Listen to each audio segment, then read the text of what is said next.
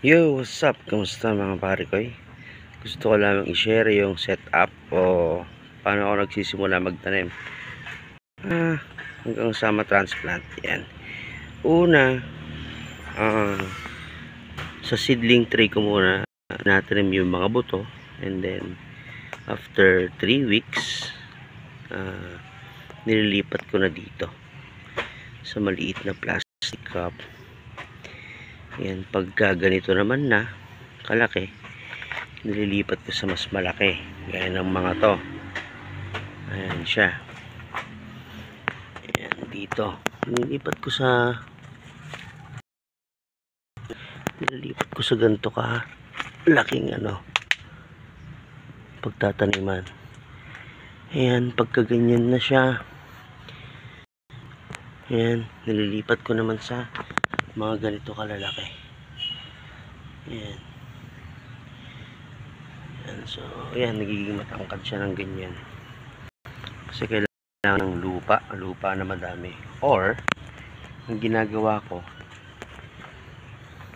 yung plastic na to binubutan ko din sa ilalim nun, ganyan, ng ganito din ang butas, bali tagusan na, tapos nirerekta ko na sa lupa, hinukay ko, tapos naglagay ako ng magandang lupa sa ilalim niyan, vermicast, mga ganyan. So nagiging ganito siya. Yan. So ito yung mga tanim ko ngayon dito. Yan, may ibang variety din meron. Yan. Yan siya. Yan, di ba? Kasi itong mga to, yan, namumunga na. Yan. Hinog na rin. O, di ba?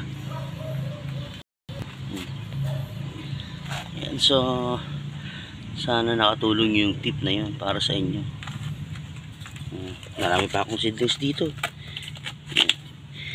Tsaka meron akong dito, nakatanim sa lata ng soda can or ito, San Miglite, baka naman. Yan, namumulaklak na siya.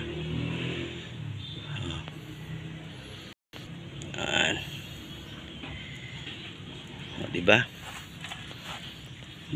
Tsagaan lang yan. Dilig regularly.